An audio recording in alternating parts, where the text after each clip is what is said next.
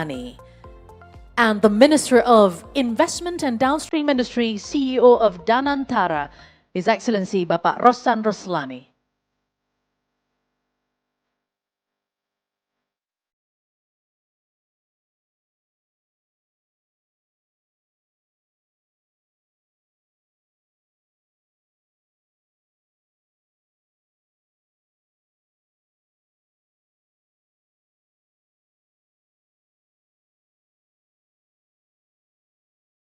Once again, would like to welcome the Minister of Investment and Downstream Industry, CEO of Antara, His Excellency Bapak Rosan Roeslani.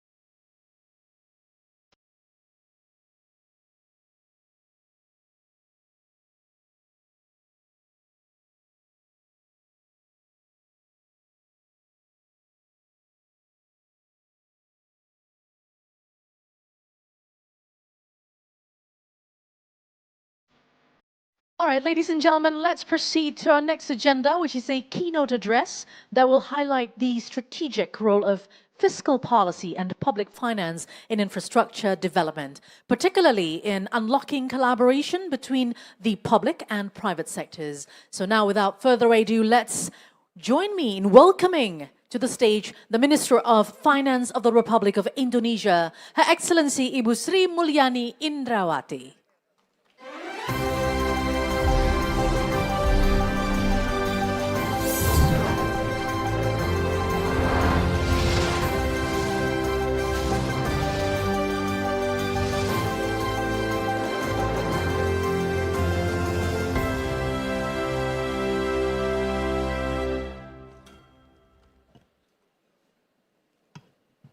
Thank you very much.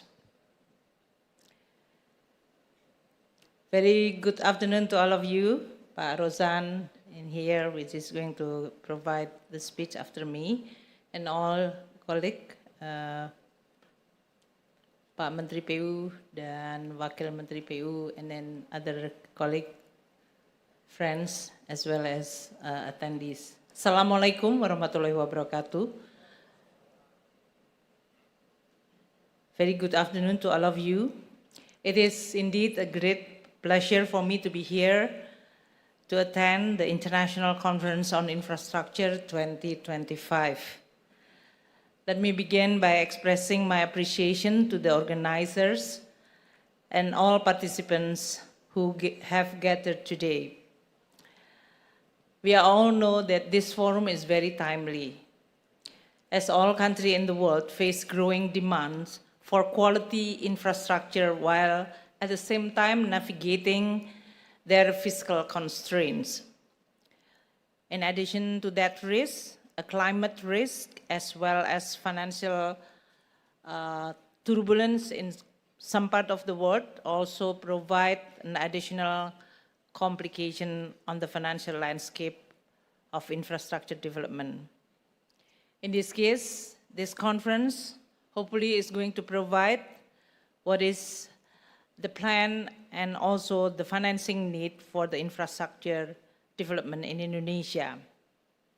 Indonesia as an archipelagic nation with diverse geographic and socio-economic conditions, we face urgent need to expand connectivity and also to ensure equitable access to basic infrastructure services. Financing remains a critical constraint. The total infrastructure investment needs for the period of 2025 to 2026 is estimated around $625 billion. The budget, government budget, combined with the local government budget, will cover around 40%. So we definitely facing with this funding gap.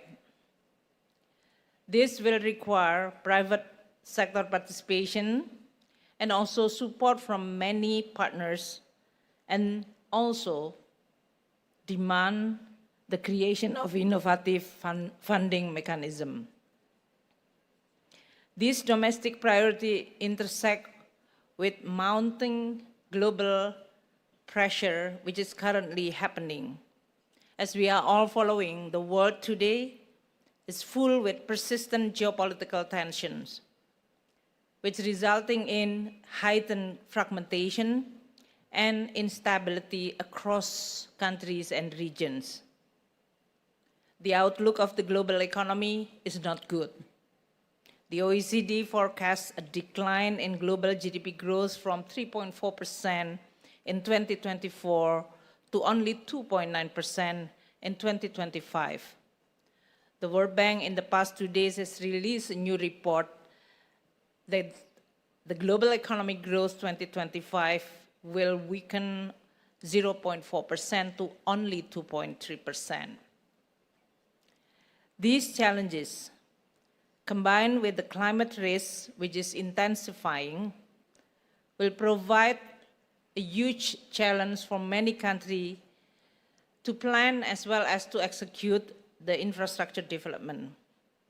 The World Meteorological Organization has also issued warning that global temperature may reach record high over the next 5 years. This will intensify both the environmental as well as social economic vulnerability. The growing risk could also displace. The estimated of the displacement is around 260 million people within their own country that could be and will be displaced by 2050 because of the climate change. So with the risk of the climate change, it will demand a new level of infrastructure resilience. Extreme weather, the energy transition, and environmental degradation require us to go beyond physical construction and integrate long-term sustainability. Infrastructure consumes approximately 60% of the world's raw materials. This is to underscore the urgency to integrate sustainability into infrastructure life cycle, from planning to the implementation. Parallel to sustainability concern, social equity must also be considered as a very important in designing the infrastructure project. We are operating in a world where social equity, transparency, and accountability are no longer optional. Infrastructure must be inclusive, bridging the gaps not just between regions, but also between people. So in short, infrastructure today is no longer just about connecting roads, ports, and cities. It is about connecting development with the impact. Sustainable infrastructure must fulfill a dual imperative. It must be designed with climate resilience and environmental responsibility, while also at the same time delivering inclusive outcome aligned with sustainable development goal. So ladies and gentlemen, colleagues, friends, building infrastructures at the scale and speed needed in developing economy is extremely, extremely hard. It requires massive financing resources. It also requires strategic policies and sustained commitment, both from the public as well as private sector alike. funding and financing policies must evolve accordingly. And I need to emphasize this afternoon that the difference between funding and financing to be able to attract private capital. In short, funding is defined as about who ultimately pays the services provided by the infrastructure, who ultimately pays the services provided by the infrastructure. While on financing side, it is about who puts up the initial capital to build the project. The two, funding and financing, are deeply interconnected. If a project doesn't have a credible funding plan, meaning that it is not clear who ultimately is going to pay, it doesn't matter how fancy the financing structure is, investors will smile politely, nod, and walk away. So now let's apply this to the context of developing economy and country, as well as emerging country like Indonesia. While we are facing infrastructure gap, which is compound with public expectation, a high public expectation, but at the same time facing with limited fiscal space. That's why this conference is becoming very critical. Under the current circumstances, making the right policy choices become even more critical. Simply pursuing innovative financing models without addressing the core issue of stable funding can result in structure that only appear viable but not in reality. It can push risk back to the government in hidden and inefficient ways. Friends, ladies and gentlemen, honored speaker, dear participant, we believe this is critical for all of us to match financing structure with the risk. The real solution in the infrastructure development lies in a proper project selection, project preparation, credible pricing, and when needed, transparent, measurable, and prudent public subsidies that keep services affordable without distorting the incentive. In response to these challenges, the government of Indonesia has placed sustainability at the core of infrastructure financing strategy. Allow me to highlight several key efforts which is already being made, and some of the instrument is already put into action. First, in the context of private finance, we have established the ESG framework for infrastructure financing since 2022. The policy guides the provision of government support to public-private partnership or PPP projects has been developed and already mature. We've already have within the Ministry of Finance Project Development Facility or PDF. We also have the instrument in the form of Viability Gap Fund. The government also providing government guarantee through Indonesia Infrastructure Guarantee Fund or IIGF. The government of Indonesia Ministry of Finance also has already completed the instrument with the availability payment. This all instrument will also fit very well in addressing the issue of climate risk mitigation, and also to make sure that the infrastructure, sometimes no matter how huge and risky, but it is strategically important for the country and the economy. It could be developed in a sustainable way. Today, the fiscal support has helped attract a total estimated investment of 18.8 billion US dollar. This is already covered various eligible sectors from road, toll road, up to the energy or even water and other infrastructure.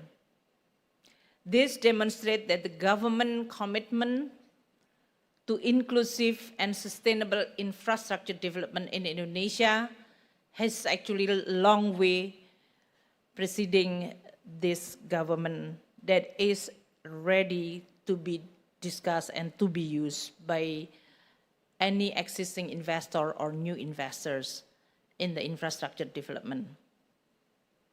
Another instrument which is already developed quite mature is the Ministry of Finance under the PTSMI developed the Sustainable Development Goal Indonesia 1, SIO. The SDG Indonesia 1 platform has been built and designed to represent a strategic step toward promoting sustainability through blended finance. This is especially important in addressing, on the one hand, fiscal constraint in delivering public infrastructure.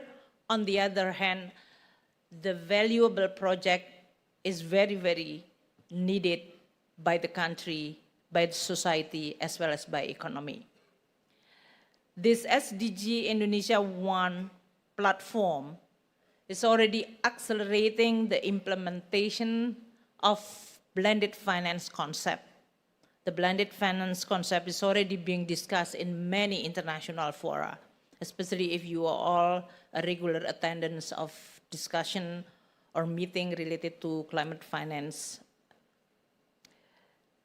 This is also a platform to provide a pool of funds from many potential lenders, investors, development bank, donors, or even philanthropists. The SDG Indonesia 1 was established since 2018. It is now under the management of PT Sarana Multi Infrastructure, or PTSMI, which demonstrated significant progress. It's successfully reaching commitment from 38 partners, amounting 3.29 billion US dollar. And currently 399 million US dollar has been disbursed. The services under this platform providing SDG financing facility, SDG development facilities, SDG de-risking facilities, and SDG equity fund. To date, the SDG Indonesia 1 has contributed to 111 projects development and 7 project financing. The SDG Indonesia 1 also contributed to developing ecosystem enabler by providing 96 ecosystem enabler activities, including capacity building, business matching, event or forum, and product development. In the area of public finance, we also already issue a lot of fiscal instrument according to the theme. We call it thematic bonds. Indonesia is among the emerging countries which is first issued the global green bond, even designed in a Sharia way. So we actually among the first country who issue domestic as well as globally green sukuk. Our total issuance has already reached 6.6 billion US dollar globally. Domestically, we already issue 78.7 trillion rupiah. So these are all the experience that we've already accumulated through many decades. And this hopefully is going to provide a strong platform as well as instrument for the government under President Prabowo, who will also launch infrastructure development, especially emphasizing through private participation. We definitely also hope that all this is going to be enhanced even further. The Danantara, which is established by President, who Pak Rosan is going to speak after me, to be able to then provide a credible, with a track record on infrastructure development, that we can reach to many stakeholders, especially private sector, both domestic as well as global, in order for us to continue our journey of development. It is going to be a long journey. It's a long and winding road, just like the song, but we know that we are going to achieve. Thank you so much for all your attention. We are all going to commit to continue supporting the infrastructure development. Indonesia, in order to achieve our goal to become a prosperous, equitable country, infrastructure definitely is very, very important. Let us all working together in order for us to be able to achieve our goals, while at the same time, financially for many of the private participation can be viable and attractive, so that we are going to create a win-win partnership. Thank you so much. Thank you very much, Your Excellency Ibu Sri Mulyani Indrawati, for your insights and the keynote speech just now. Once again, would like to extend our gratitude and our thank you for your presence and support to this event. And ladies and gentlemen, to continue this agenda, we now invite a leader who is advancing Indonesia's investment climate, particularly in driving long-term capital into priority infrastructure sectors. Please welcome to the stage Minister of Investment and Downstream Industry, CEO of Danantara, His Excellency Bapak Rosan Roeslani.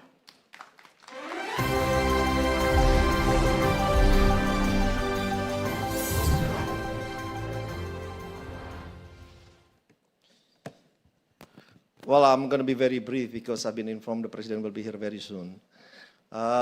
Assalamualaikum warahmatullahi wabarakatuh. Salam, Om Swastiastu, Nama Budaya, Salam Kebajikan. First of all, I would like to thank Coordinating Minister for Infrastructure and Regional Development, Bapak Agus Harimurti Yudhoyono, for having me here. Also, Ibu Sri Mulyani, Minister of Finance, thank you for your very comprehensive presentation, Ibu. It gave us a lot of insight, a lot of direction about how to finance and the commitment of the government to our infrastructure. And also, I see a lot of excellencies, ambassadors, also welcome to this event. Distinguished guests, ladies and gentlemen.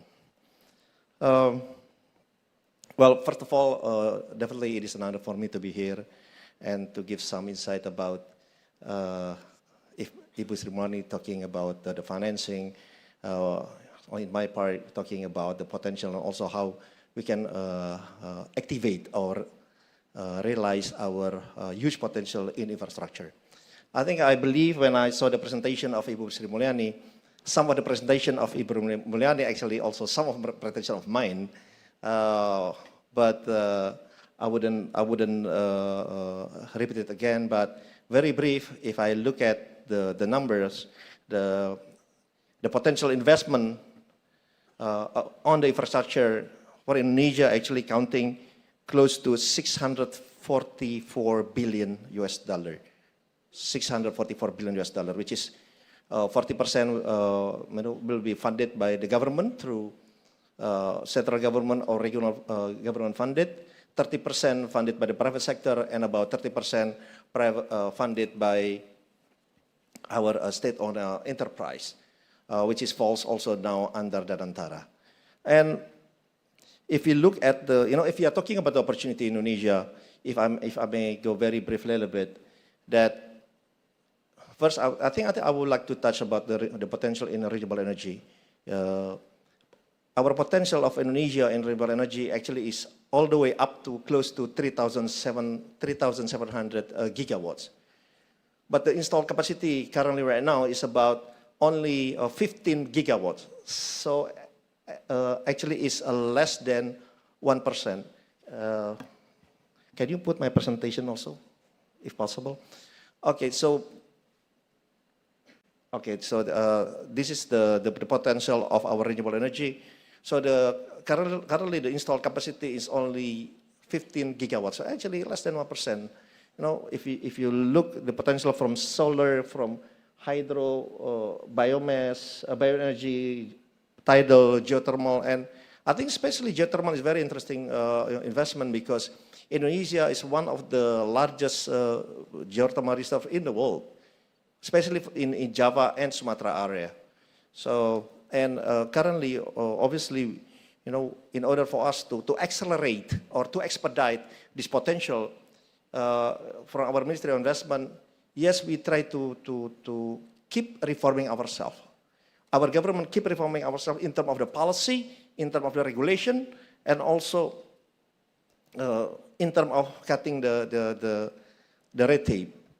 So that's why I think currently also we are setting up the task force of deregulation to make sure you know, we can have a better investment climate, a better industrial climate. So you know, your investment in Indonesia can be expedited, because otherwise the potential will sit as a potential, and the challenge to activate, I think it will take you know, quite some time. So again, we would like to accelerate this. I think we started already with the job creation law back in 2021, and we are going to continue to keep reforming ourselves to have a better investment climate here in Indonesia.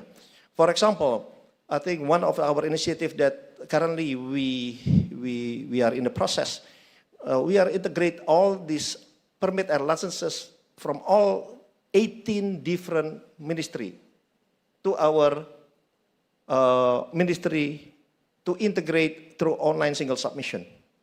I know in the past, you know, we have this online single submission, but it doesn't really work very well.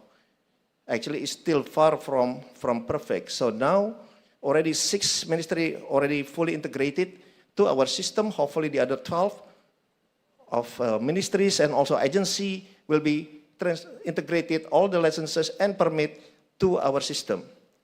So it will give you a better clarity and also a better information about how you can get your permit and licenses, you know, in time.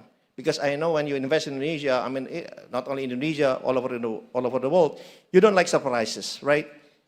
When you because investment, that's a long-term commitment, right? That's a long-term commitment. It's not like trade that you can in and out anytime.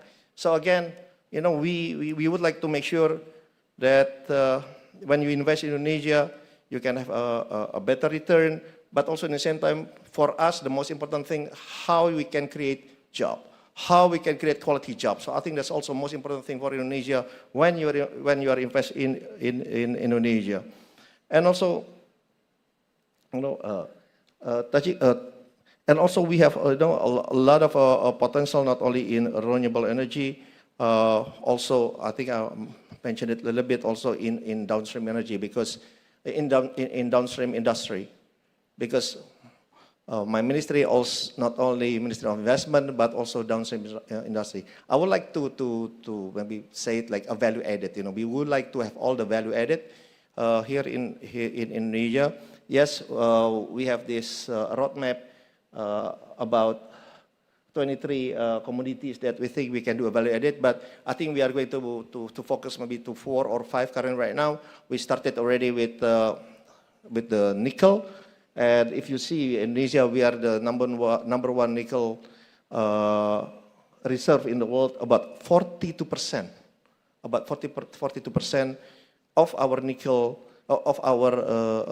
actually here mostly in Sulawesi and yes, mostly in Sulawesi area and also in Maluku area. So maybe we are going to have focus also in seaweed industry, for example. We are going to do a downstream because it will involve a lot of small farmers of seaweed industry. because seaweed we are the second largest seaweed producer in the world. If we are talking about tropical seaweed, actually we are the number one producer of seaweed in the world. And coconut, very interesting. We are actually just start to have this downstream or value added in coconut. Actually, about a week ago, we just start the groundbreaking of the first fully integrated coconut downstreaming in Morowali, and hopefully we will duplicate this structure into a couple of provinces, into a couple of cities in Indonesia. So again, this is also a very interesting, even though the investment is not big, but also in the same time it will create jobs, and again it will involve a lot of farmers, coconut farmers in Indonesia. And then, so this is the potential. I just would like to share it with you, some of our potential in downstream energy. And also, there's a lot of potential since we are discussing about infrastructure, so I would like to touch also about the digital infrastructure. You know, currently our economy, Indonesia digital economy currently valued about 130 billion US dollar. Currently about 130 billion US dollar, and the prediction by 2030, actually it can go up all the way about 360 billion. So actually it's only 5 years from now, from 130 billion to 360 billion. Obviously, you know, this is also the opportunity, for example, in data center. Currently the installed capacity in data center in Indonesia about close to 600 megawatt. We believe we have the potential actually all the way to 3.7 gigawatts. So again, the data center, we are very widely open since our neighboring country also have, you know, put, a standstill on some of the investment in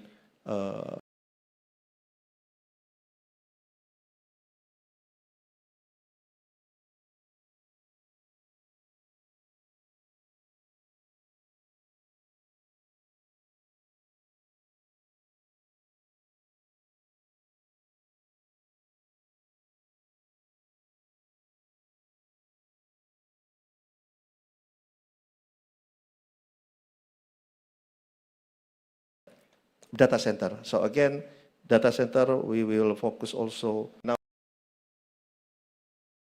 dan antara, and in all our SOE, we would like to consolidate, to privatize, you know, to create more value. So definitely we need to work with all the private sector, because we cannot do it alone. There are a lot of potentials, a lot of potential projects that we need the participation from the private sector, foreign and abroad, and we are very open, because actually now there are 50 SOEs holdings, but totally we have 889 companies under our Danantara, under our SOE. That's a lot of companies, and definitely we would like to create more values and to optimize the values of our SOE. Also, in the same time, thanks to Ibu Sri Mulyani, now we can manage our own dividend. Ibu, thank you. To be able to invest in Indonesia in all the various different sectors, and hopefully it will create more jobs, quality job for Indonesian. Because I think one of the biggest challenge for us, for the government, how we can create more jobs, because every year we produce about 2 million babies, right? About 2 million babies. So that's a lot of babies every year. Then creating a jobs is definitely our priorities in Indonesia.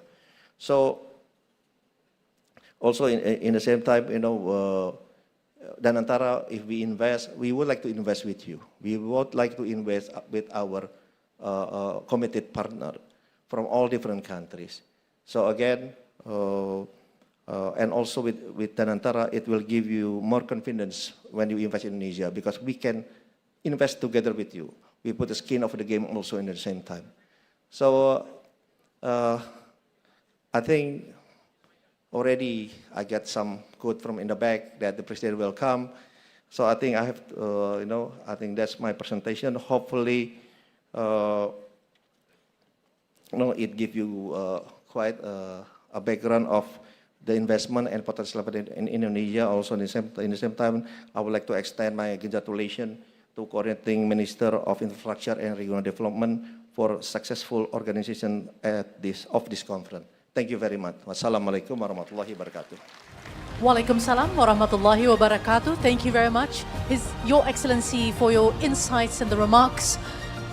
And ladies and gentlemen, would like to ask your cooperation to please stay put, because in a few moments we are going to wait and continue with the next session, which is a presidential speech with the President of the Republic of Indonesia, His Excellency Bapak Prabowo Subianto. So please, we kindly ask for your cooperation to stay put and let the committee do some adjustments and transitions for the next session. Thank you very much.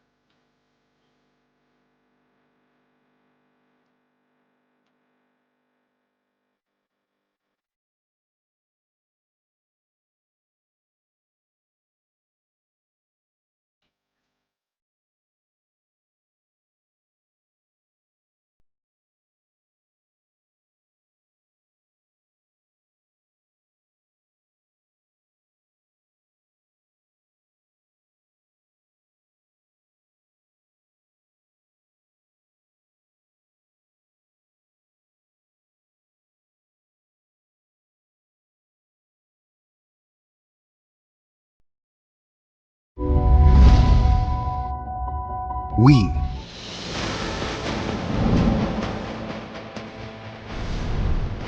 Selamat datang di era baru penyampaian berita, persembahan BeritaSatu. Kami siap menghadirkan informasi dari seluruh penjuru dunia dengan format yang lebih cerdas dan responsif. Bukan hanya sekedar tampilan baru, ini adalah langkah besar untuk menyajikan informasi yang lebih cepat, lebih akurat, dan lebih mendalam. Dengan studio terbaru, kami hadir dengan performa yang lebih maksimal. Karena kami percaya teknologi terbaik adalah jalan untuk menyampaikan kebenaran dengan cepat dan jelas. BeritaSatu, bersatu menginspirasi.